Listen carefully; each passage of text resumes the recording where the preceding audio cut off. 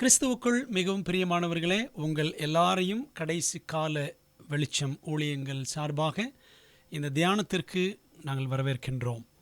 அக்கினியின் கீழ் விசுவாசம், ஃபெய்த் அண்டர் ஃபயர் என்ற ஒரு தொடர் தியான பாடங்களை நாம் கற்றுக்கொண்டு வருகிறோம். அதில் 8ஆம் பாகத்தின் முதல் பாக செய்தியை நாம் கேட்டோம். இன்றைக்கு இதில் 2ஆம் பாக செய்தியை கேட்டு நாம் இந்த தலைப்பை நிறைவு செய்ய போகிறோம். என்ன தலைப்பு என்றால், கடைசி தலைமுறையும் கடைசி திருச்சபையும் கடைசி தூதும், the last generation, the last church and the last message. போன தியானத்தில் நம்ம என்ன பார்த்தோம் என்று சொன்னால், தேவன் மீதமான திருச்சபையை எழுப்பினார். அதாவது விசுவாச துரோகம், பிற்பாடு சீர்திருத்தவாதிகள் எழும்பினார்கள். ஒவ்வொரு சபையாக பிரிந்தது. லூத்தரன் சபை, மெத்தடிஸ்ட் திருச்சபை, மூப்பராளுகை சபை, அதாவது பிரிஸ்பிடேரியன் சபை என்று சபைகள் நிறைய பெருக ஆரம்பித்தன. சத்தியம் ஆங்காங்கே அப்படியே நின்று போனது. சீர்திருத்தவாதிகளின் பின்னடியார்கள் மேலும் வேதாகமத்தை ஆராயவில்லை. ஆகவே தேவன் மீதமான திருச்சபையை எழுப்ப வேண்டியது அவசியமாயிற்று. ஆக 19ஆம் நூற்றாண்டின் மத்தியில் ஒரு மாபெரும் எழுப்புதல் உண்டாயிற்று. அதன் விளைவாக வருகையின் இயக்கம் வட அமெரிக்காவில் உதயமானது. தானியேல், வெளிப்படுத்தல் புத்தகங்கள் தீவிரமாக ஆராயப்பட்டன அப்படின்னு நாம் போன பாகத்தில் தியானித்து முடித்தோம். நாம் இப்பொழுது தொடர்ந்து அதை நாம் கற்றுக்கொள்ள இருக்கின்றோம். நாம் ஜெபத்தோடு பாடத்தை படிக்கலாமா? எங்கள் நல்ல தகப்பனே, ஏதோ இந்த நாளில் நாங்கள் படிக்க போகிற சத்தியத்திற்காக நன்றி.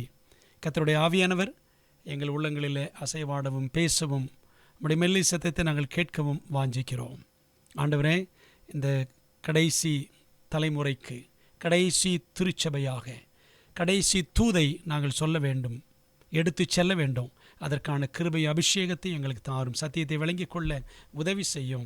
கர்த்தாவை சொல்லும் அடியார்கள் கேட்கிறோம். நீர் பெருகவும் நாங்கள் சிறுகவும் வேண்டும். இயேசுவின் மூலம் ஜெபிக்கிறோம் நல்ல பிதாவே, ஆமென். தானியேல், வெளிப்படுத்தல், தீர்க்க தரிசன புத்தகங்கள் ஆராயப்பட்டன. அதில் குறிப்பாக வெளிப்படுத்தல் 13ஆம் அதிகாரத்தில் அப்போஸ்தலன் யோவான் விசுவாச துரோகம் பற்றி வர்ணிக்கிறார். தானியேல் 7:25 அந்த விசுவாச துரோகம் பற்றி சொல்லப்பட்டிருக்கிறது. வெளிப்படுத்தல் 13ஆம் அதிகாரத்தில் அதை பார்க்கிறோம். அதை அப்போஸ்தலன் பவுல் தான் 2 தெசலோனிக்கேயர் 2ஆம் அதிகாரத்தில் அவர் அதை வர்ணிக்கிறார். அந்த அப்போஸ்தலர் யோவான் சொல்லியிருக்கிற அந்த வெளிப்படுத்தல் 13ஆம் அதிகாரத்தின் விசுவாச துரோகம் பற்றிய வர்ணனையில் அந்த அதிகாரம் முழுக்க நீங்கள் படித்து பார்த்தால் மிருகத்தின் சொரூபம், மிருகத்தின் முத்திரை குறித்தும் அவர் குறிப்பிடுகிறார். வெளிப்படுத்தின விசேஷத்தில் தேவனின் முத்திரை, மிருகத்தின் முத்திரை என்று 2 முத்திரைகளை வெளிப்படுத்தல் 13, 14ஆம் அதிகாரங்களில், இன்னும் வெளிப்படுத்தல் 7ஆம் அதிகாரத்தில் நாம் பார்க்கிறோம். தேவனின் முத்திரையை நெற்றியில் மட்டுமே பெற முடியும். நீங்கள் அதை வெளிப்படுத்தல் 7ஆம் அதிகாரம் முதல் 4 வசனங்களை படித்தால் புரியும். மிருகத்தின் முத்திரையை நெற்றியிலாவது வலது கையிலாவது பெற வேண்டும் என்று வேதம் கூறுகிறது. ஆகவே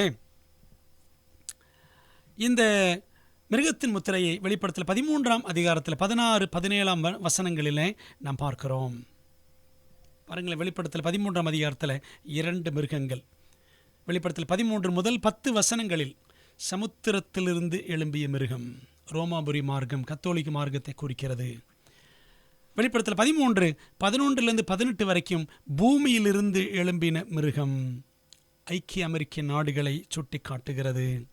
அந்த அதிகாரத்தில் தான் மிருகத்தின் முத்திரையை பற்றியும் நாம் படிக்கிறோம்.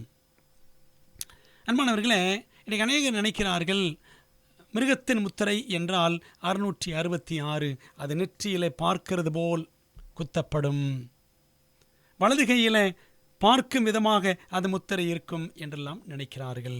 ஆனால் அதன் பொருள் என்ன என்பதை நாம் புரிந்து கொள்ள வேண்டும். உண்மையை உண்மையாய் விசுவாசிக்கும் போது நெற்றியில் முத்திரை இடப்படுகிறது. நெற்றினா நம்முடைய முன்மூளை, ஃப்ரான்டல் லோப் அப்படின்னு சொல்லுவாங்க. நெற்றி என்பது நமது சிந்தனை திறனையும் தீர்மானிக்கும் திறனையும் சுட்டி காட்டுகிறது. ஒழுக்க நெறிகள், தராதரங்கள், ஸ்டாண்டர்ட்ஸ் மற்றும் நம்பிக்கைகளை உறுதியாய் பின்பற்ற தீர்மானிப்பதற்கு உதவும் பகுதி நெற்றி அல்லது முன்மூளை ஆகும். தேவனின் முத்திரை அங்குதான் பெறப்படுகிறது. அதாவது நெற்றினா நம்முடைய முன்மூளையில். தேவனுக்கு பதிலாக மனிதனை நம்புவதற்கும் பின்பற்றுவதற்கும் தீர்மானிக்கும் போது நெற்றியில் முத்திரை இடப்படுகிறது. அது என்ன முத்திரை? மிருகத்தின் முத்திரை. ஆனால் பெரும்பான்மையான மக்கள் எதையும் நம்புவதில்லை. அவர்களுக்கு வேண்டியதெல்லாம் சௌகரியமான வாழ்க்கை மட்டுமே. தங்கள் வேலையை தக்க வைத்துக் கொள்ள வேண்டும், வாழ்க்கையை தடையின்றி நடத்த வேண்டும், வஞ்சகம் இல்லாமல் வயிற்றுக்கு போஜனம் கிடைக்க வேண்டும், வாங்கவும் விற்கவும் எந்த தடையும் இருக்கக்கூடாது என்பதால் அவர்கள் வலது கையில் மிருகத்தின் முத்திரையை பெற்று விடுவார்கள். மிருகத்தின் முத்திரை நெற்றியில் என்றால் மனதார அசத்தியத்தை ஏற்றுக்கொள்வது, மனதார தப்பை ஏற்றுக்கொள்வது. வலது கையில் என்றால் வயிற்று பிழைப்புக்காக ஏற்றுக்கொள்வது என்று பொருள்.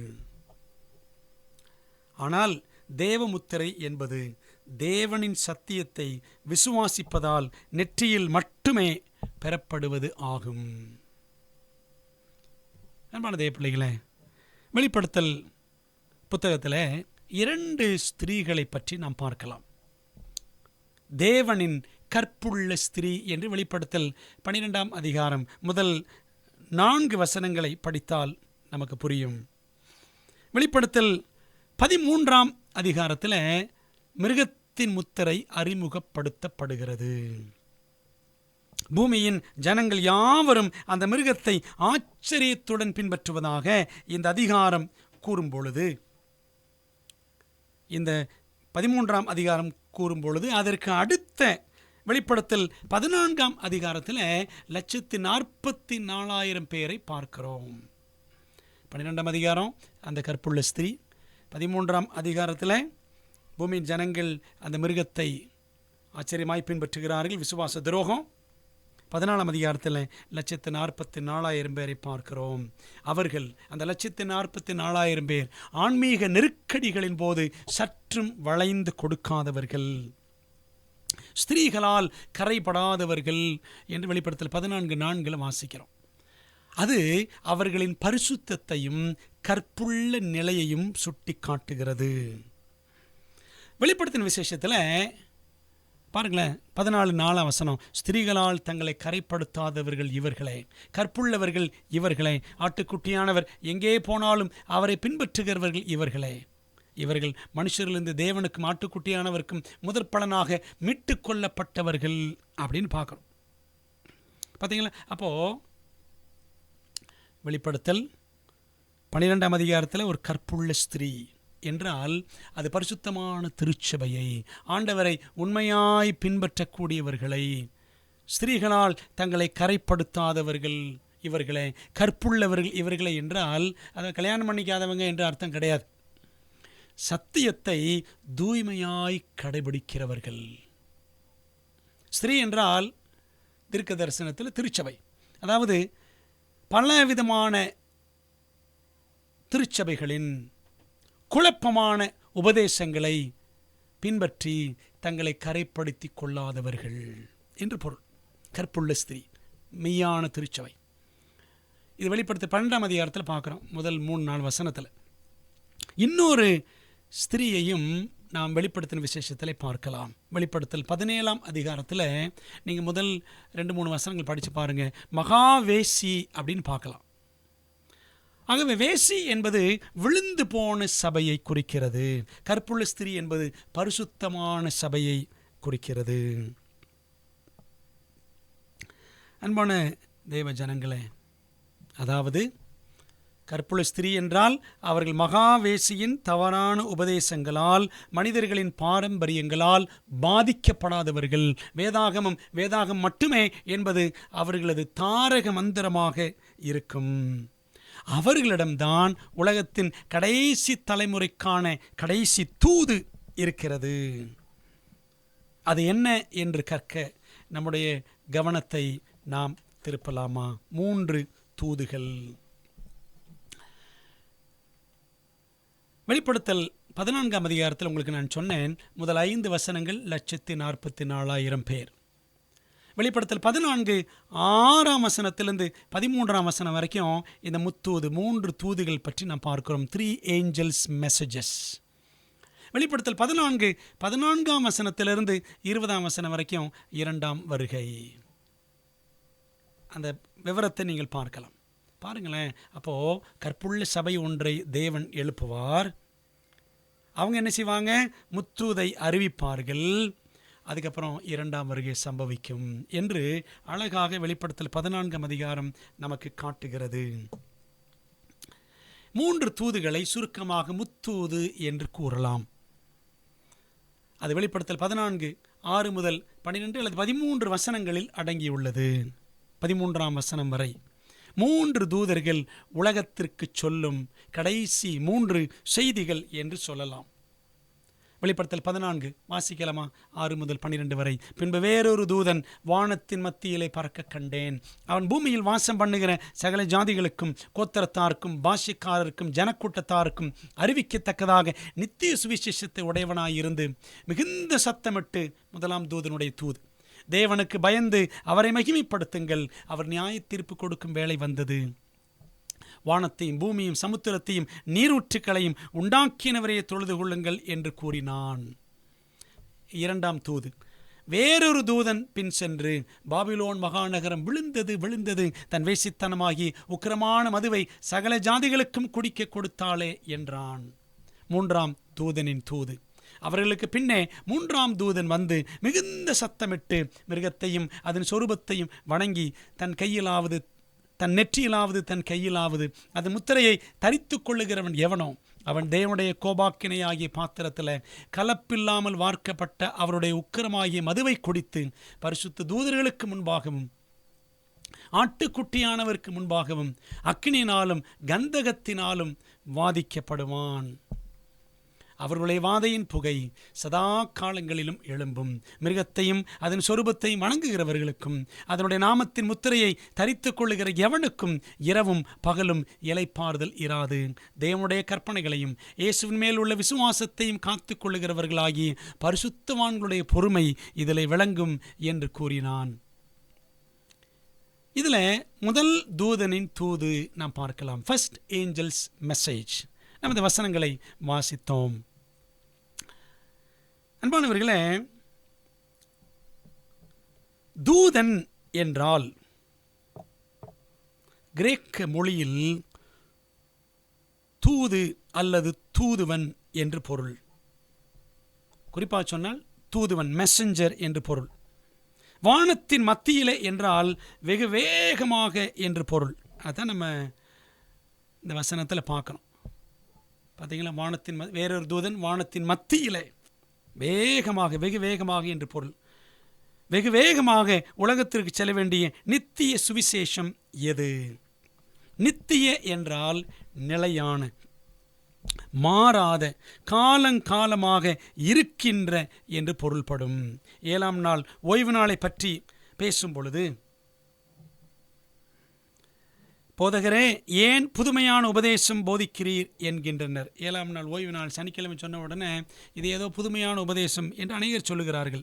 அன்பான தேவப்பிள்ளைகளே, தேவனுடைய ஓய்வு நாள் ஏதேன் தோட்டத்திலேயே கொடுக்கப்பட்டது.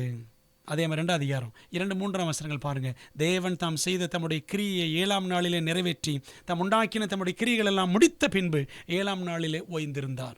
தேவன் தாம் சிருஷ்டித்து உண்டு பண்ணின தம்முடைய கிரியைகள் எல்லாம் முடித்த பின்பு அதில் ஓய்ந்திருந்தபடியால் தேவன் 7ஆம் நாளை ஆசீர்வதித்து அதை பரிசுத்தமாக்கினார் என்று நாம் பார்க்கிறோம்.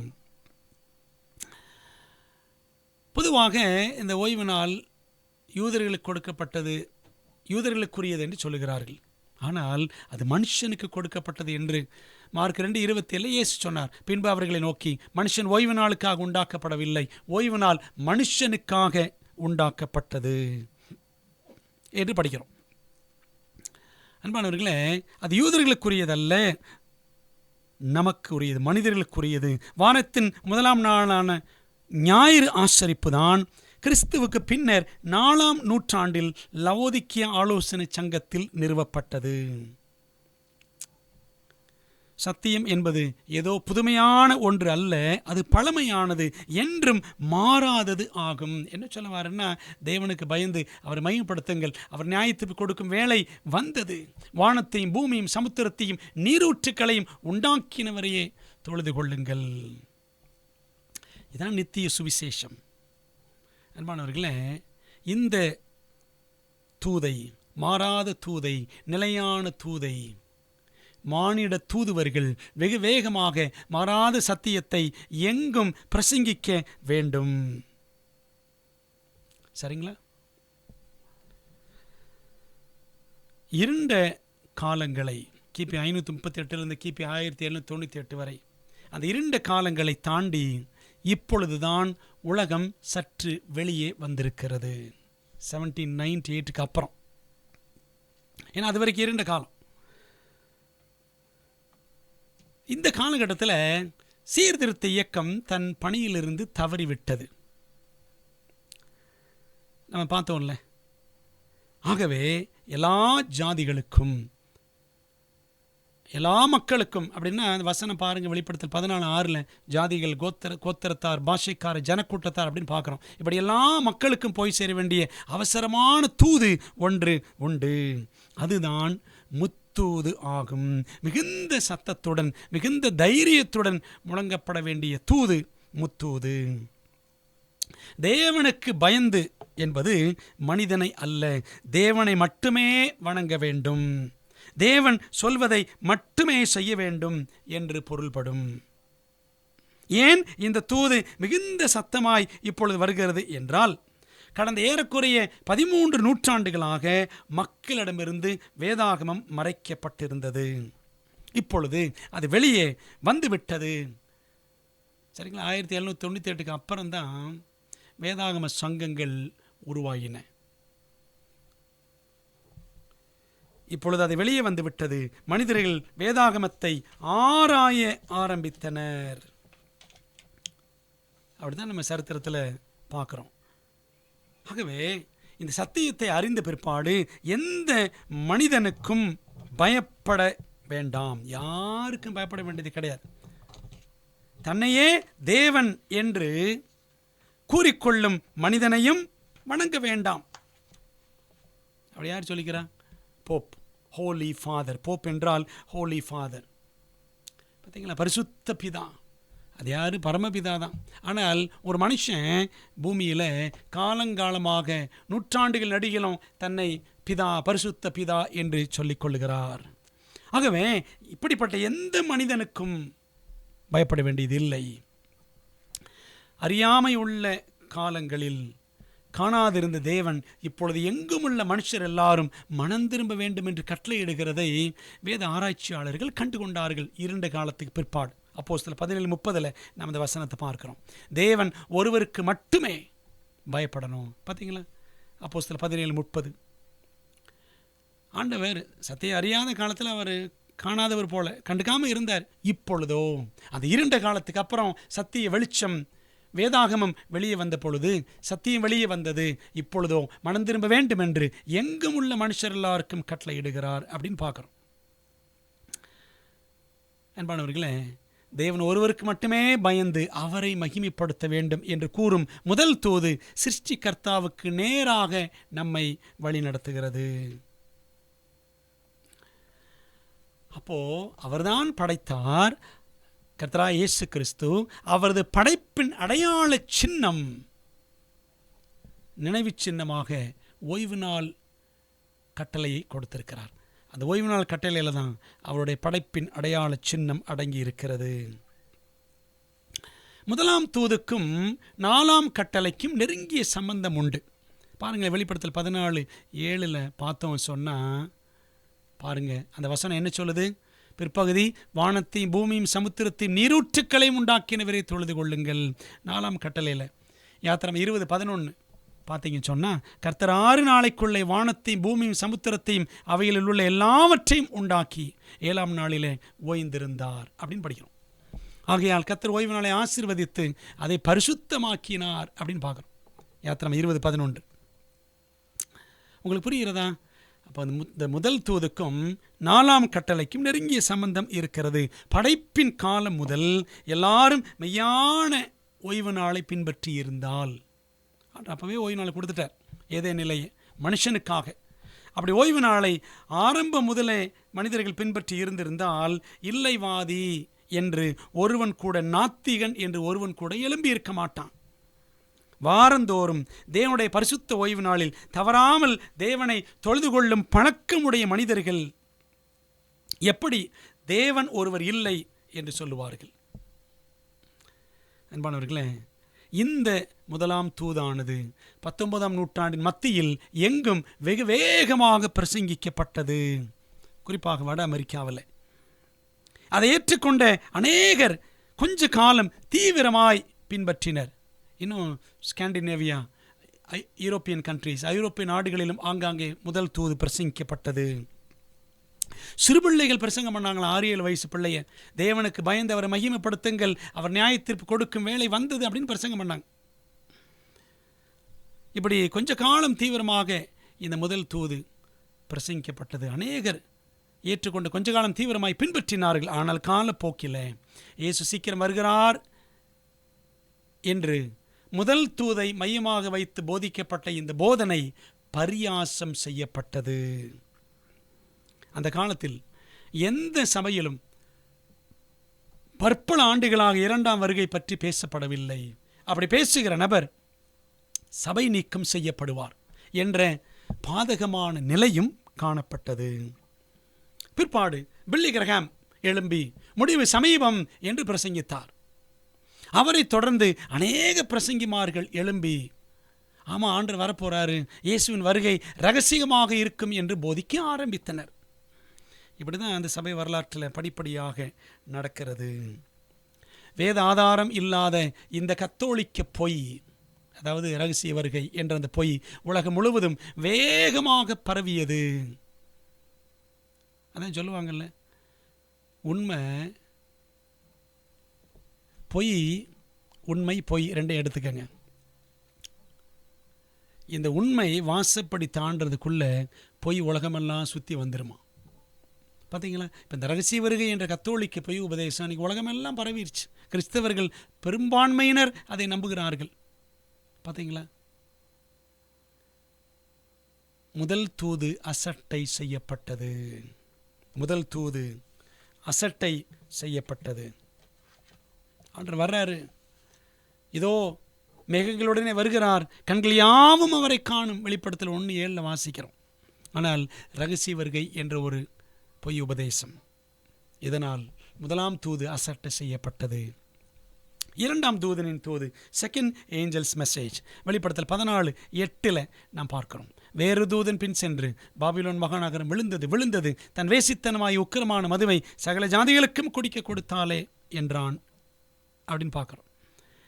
முதலாம் தூதன் சொன்னது, இதுவரைக்கும் நீங்கள் அறியாமையில் இருளில் இருந்தீர்கள், இப்பொழுதோ உங்களுக்கு சத்தியம் கிடைத்து விட்டது, அவர் நியாய தீர்ப்பு கொடுக்கும் வேளையும் வந்துவிட்டது. ஆக 6 நாட்களில் உலகை படைத்தவர் தேவனே என்று சுட்டிக்காட்டும் 7ஆம் நாள் ஓய்வு நாளை ஆசரித்து அவரை மகிமைப்படுத்த வேண்டும் என்பதே. அவர் நியாயத்தில் கொடுக்கிற வேலை வந்து விட்டது. அப்போ என்ன பண்ணணும்? தேவனுக்கு பயந்து அவருடைய கட்டளைகளில் கீழ்ப்படிந்து கை கொண்டு நாம் நடக்க வேண்டும். பாருங்களேன், சீர்திருத்த சபைகள் இந்த சத்தியத்தை புறக்கணித்து சடங்காச்சாரத்தை முக்கியப்படுத்தின. புராட்டஸ்டன்ட் சர்ச்சஸ், அதான் சீர்திருத்த சபைகள் சடங்காச்சாரத்தை முக்கியப்படுத்தினாங்க. நற்கனி தராத சபைகளாகவும் மாறின. சத்தியம் மீண்டும் சாக ஆரம்பித்தது.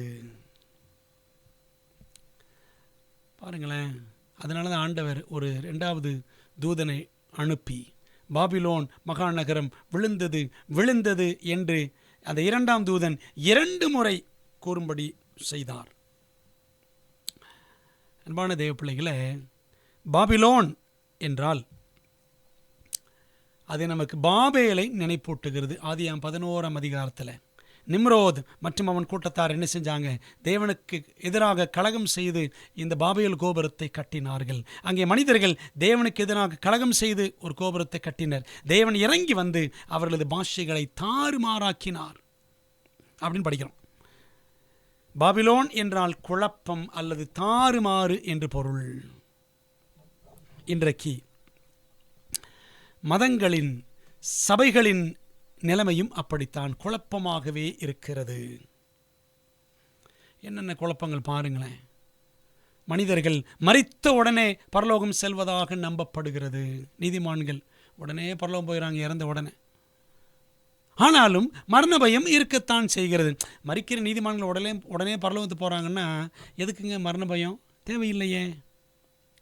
மரித்த உடனே பரலோகம் என்றால் சந்தோஷமாக மரணத்தை சந்திக்க வேண்டும் அல்லவா? பிறகு ஏன் கண்ணீர்? சடலத்துக்கு முன்பாக, அந்த பிரேதத்துக்கு முன்பாக நின்று இவர் இப்பொழுது பரலோகத்தில் இருக்கிறார் என்று பச்சை பொய் சொல்லுகிறார்களே, இதை எப்படி ஏற்றுக்கொள்வது?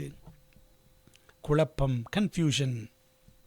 பாருங்களேன், ஏன் நான் சொல்கிறேன்னா, வெளிப்படத்தில் 22:12 சொல்லுது. இயேசு சொல்லுகிறார், இதோ சீக்கிரமாய் வருகிறேன், அவனவனுடைய கிரியைகளுக்கு தக்கதாக அவனவனுக்கு நான் அளிக்கும் பலன் என்னோடு கூட வருகிறது அப்படின்னு படிக்கிறோம்.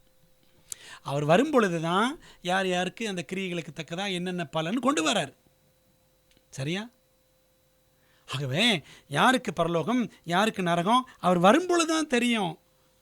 ஆனால் உடனே நீதிமான்கள் செத்த உடனே பரலோகத்துக்கு போயிடறாங்கன்னா இது குழப்பம் அல்லவா? Confusion, Babylon. இன்னைக்கு சபைகள் பாபிலோனாக மாறிவிட்டன என்பதை இப்படி ஆண்டவர் 2ஆம் தூதியிலே சுட்டி காண்பிக்கிறார். பாப்டிஸ்ட் சபையார் நாங்கள் முழுக்க ஞானஸ்நானம் கொடுக்கிறோம் என்கிறார்கள். மெத்தடிஸ்ட் சபையார் நாங்கள் தெளிப்பு ஞானஸ்நானம் கொடுக்கிறோம் என்கிறார்கள். எல்லாரும் ஞாயிற்றுக்கிழமையில் ஆராதனை செய்தாலும் அவர்களுக்குள்ளேயே ஒருமைப்பாடு இல்லை. குழப்பம் குழப்பம். பாபிலோன் 2 முறை விழுந்ததாக வாசிக்கிறோம். பாபிலோன் மகாநகரம் விழுந்தது. ஒரு முறை ரோமன் கத்தோலிக்கத்துக்காகவும் இன்னொரு முறை சீர்திருத்த இயக்கத்துக்காகவும் விழுந்தது. Once for Romanism, once for apostate Protestantism. சபைகள் அப்படி விழுந்து போச்சு. ரோமன் கத்தோலிக்கத்துக்காக ஒரு முறை விழுந்து போச்சு, இன்னொரு முறை சீர்திருத்த இயக்கத்துக்காகவும் விழுந்து போய்விட்டது. அன்பானவர்களே, பாருங்க, கத்தோலிக்கம் கொண்டு வந்தது தான் இன்னைக்கு எல்லா சபைகளும் பின்பற்றுகிறது. சரிதானே? அப்போ ப்ராட்டஸ்டன்ட் இயக்கம் அது விழுந்து போன இயக்கமாக மாறிவிட்டது அப்படின்னு நாம் பார்க்குறோம். ஆங்கிலேய திருச்சபை, சர்ச் ஆஃப் இங்கிலாந்து, போப்பின் அதிகாரத்தை புறக்கணித்தாலும் தங்களுக்குள்ளே பேராயர், ஆர்ச் பிஷப் என்ற பதவியை வகுத்து வைத்துள்ளனர்.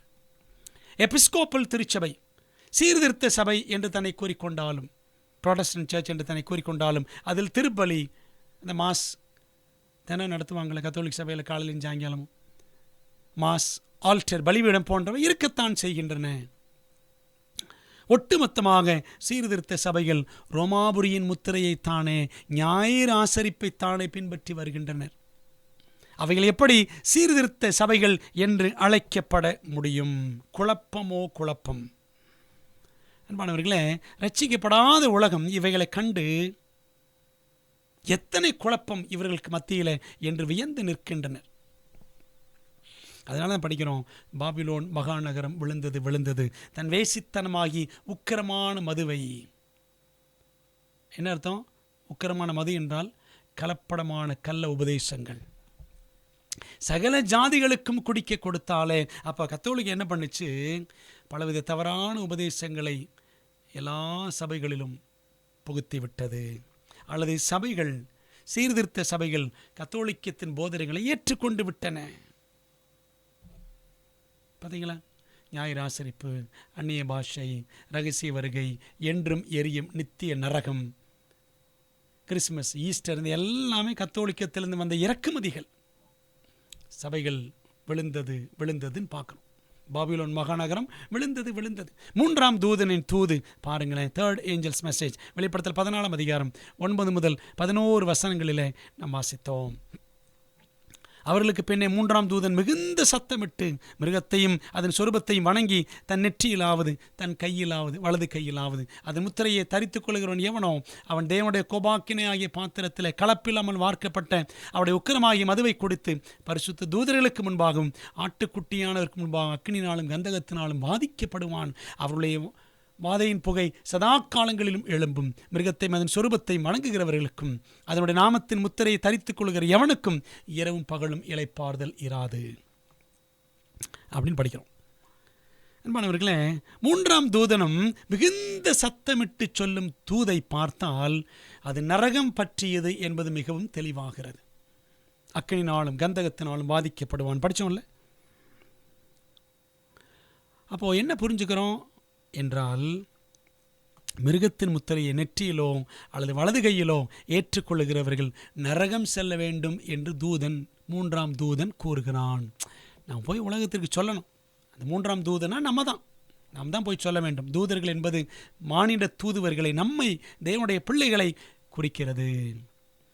அப்போ பாருங்களேன், 1ஆம் தூது தேவனுக்கு பயந்தவர் மையப்படுத்துங்கள். அவர் எல்லாத்தையும் படைத்தார். அவர் நியாயத்தீர்ப்பு கொடுக்கும் வேலை வந்து விட்டது. அவர்தான் படைத்தவர் என்பதற்கு அடையாளமாக ஓய்வு நாள் 7ஆம் நாள் இருக்கிறது. அதிலே நாம் அவரை தொழுது கொள்ள வேண்டும். இதுதான் 1ஆம் தூது. அப்போ 1ஆம் தூது தேவனையும், 2ஆம் தூது எதிராளியையும். சாத்தான் எப்படி சபைகள் எல்லாம் குழப்பத்துக்குள் ஆழ்த்தி இருக்கிறான், எதிராளியும். 3ஆம் தூது நாம் யார் பக்கம், தேவன் பக்கமா எதிராளி பக்கமா என்பதையும் சாத்தான் பக்கமா என்பதையும் காட்டுகிறது, தீர்மானிக்க வேண்டும் என்பதை காட்டுகிறது 3ஆம் தூது. எதிராளியின் பக்கம் நிற்பவர்கள் எரிந்து சாம்பலாகி போவார்கள் என்பதே 3ஆம் தூது ஆகும். அன்பான தேவ பிள்ளைகளே, கொடான கோடியான பெருங்கூட்டம் மிருகத்தின் முத்திரையை தங்கள் நெற்றிகளிலோ அல்லது வலது கைகளிலோ பெற்று அக்கினி கடலில் பங்கடையும் போது தப்புகிறவர்கள் யார் அல்லது மீதியாயிருப்பவர்கள் யார் என்று யோவான் திகைத்து கொண்டிருக்கிறார். இதோ இங்கே பார் என்று தூதன் வெளிப்படுத்தல் 14:12 சுட்டி காண்பிக்கிறான். பாருங்க, தேவனுடைய கற்பனைகளையும் இயேசுவின் மேல் உள்ள விசுவாசத்தையும் காத்து கொள்ளுகிறவர்களாகிய பரிசுத்தவான்களுடைய பொறுமை இதில் விளங்கும் என்று கூறினான். பார்த்தீங்களா? அப்போ யார் தப்புவார்கள்? இயேசுவை விசுவாசித்து அவருடைய கற்பனைகளை கடைபிடிக்கிறவர்கள் தப்புவார்கள். அவர்கள்தான் பரிசுத்தவான்கள் அப்படின்னு நாம் இங்கே பார்க்குறோம். அப்போ கடைசி போராட்டத்தில் அந்த பரிசுத்தவான்கள் ஆண்டவர் மீது நேசம் வைத்து, இயேசு மீது விசுவாசம் வைத்து, அவருடைய கற்பனைகளை கைக்கொண்டு பொறுமையாய் அவரை பின்பற்றுவார்கள் என்பதை நாம் இங்கே பார்க்கிறோம். ஆகவே தேவனுடைய கற்பனைகள் மற்றும் இயேசுவின் மேல் உள்ள விசுவாசம் இவ்விரண்டுமே நம் காலத்திற்கான தூது ஆகும். 13 நூற்றாண்டுகளாக இருளில் கிடந்த சத்திய வெளிச்சம் வெளியே வந்தபோது உலகத்திற்கு அறிவிக்கப்பட வேண்டும் என்று பரலோகம் நம்மிடம் கையளித்த தூது இதுவே ஆகும்.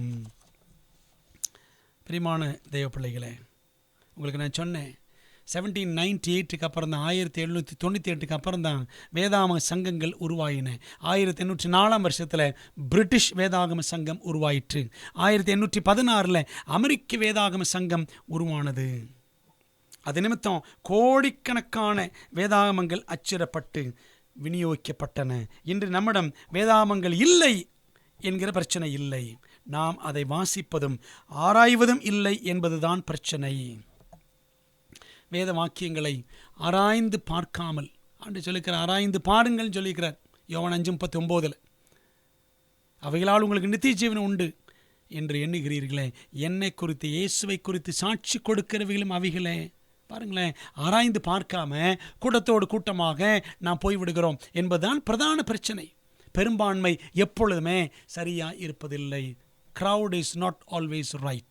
எல்லாரும் இன்னைக்கு ஞாயிற்றுக்கிழமை ஆசரிக்கிறாங்க, எல்லாரும் அந்நிய பாஷை பேசுகிறாங்க, எல்லாரும் ரகசிய வருகை பின்பற்றுகிறார் என்பதற்காக பொய் உண்மையாகிவிடாது.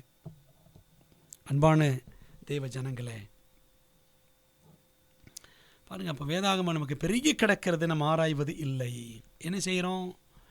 மத்தேயு 15:8-9 இயேசுவானவர் கொடுத்த எச்சரிக்கைக்கு நாம் செவி கொடுக்காமல், தேவன் கற்பனைகளை கடைபிடிக்காமல் என்ன செஞ்சிட்ருக்கிறோம்? மனுஷருடைய கற்பனைகளை பின்பற்றி கொண்டிருக்கிறோம். தேவனின் கற்பனைகளுக்கு நாம் கீழ்ப்படிந்து நடப்பது நலமாயிருக்கும். அன்பான தேவ பிள்ளைகளை, இந்த முத்தூது இது இலகுவான தூது அல்ல, இது கடினமான தூது தான். ஆனாலும் இதுதான் சத்தியம். பாருங்கள், மத்தேயு 15:8-9 இந்த ஜனங்கள் தங்கள் வாயினால் என்னிடத்தில் சேர்ந்து தங்கள் உதடுகளினால் என்னை கனம் பண்ணுகிறார்கள், அவள் இருதயமோ எனக்கு தூரமாய் விலகி இருக்கிறது. மனுஷருடைய கற்பனைகளை உபதேசங்களாக போதித்து வீணாய் எனக்கு ஆராதனை செய்கிறார்கள் என்று ஏசாயா தீர்க்கதரிசி நன்றாய் சொல்லியிருக்கிறான் என்றார் என்று வாசிக்கிறோம். இன்னைக்கு உலகத்தில் இருக்க பெரும்பான்மை கிறிஸ்தவ கூட்டம் மனித கற்பனைகளை பின்பற்றி கொண்டிருக்கிறது. ஆண்டவரை பெயருக்காக உதட்டளவில் பின்பற்றுகிறார்கள்.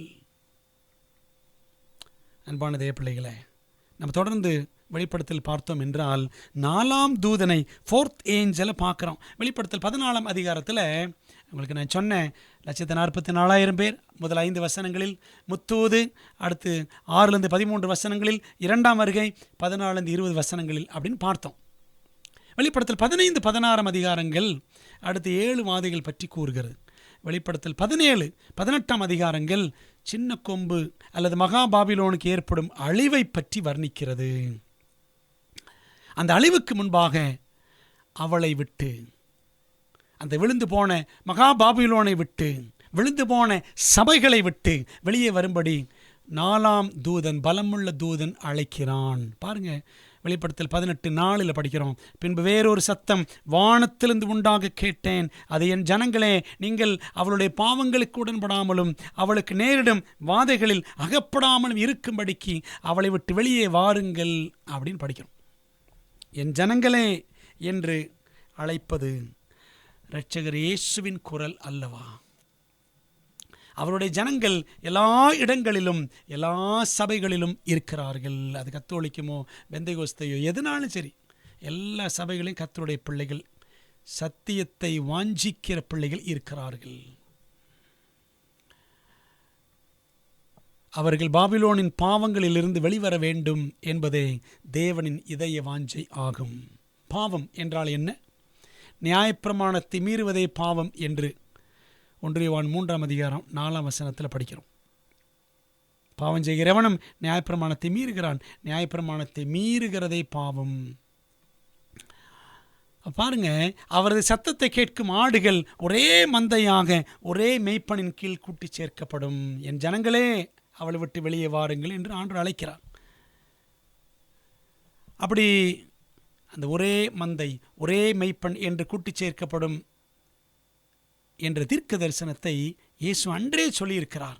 இன்று நம் மூலமாக அது நிறைவேறட்டும். பாருங்கள், யோவான் 10:16 இந்த தொழுவத்தில் உள்ளவைகள் அல்லாமல் வேறே ஆடுகளும் எனக்கு உண்டு, அவைகளையும் நான் கொண்டு வர வேண்டும், அவைகளின் சத்தத்துக்கு செவி கொடுக்கும், அப்பொழுது ஒரே மந்தையும் ஒரே மெய்ப்பனுமாகும். அப்போ ஆண்டு நினைச்சுவார், அவருடைய பிள்ளைகளை எல்லா சபைகளையும் இருக்கிறாங்க, சிதறுண்டு கிடக்கிறாங்க, அவங்களெல்லாம் ஒன்றா கூட்டி சேர்ப்பார்.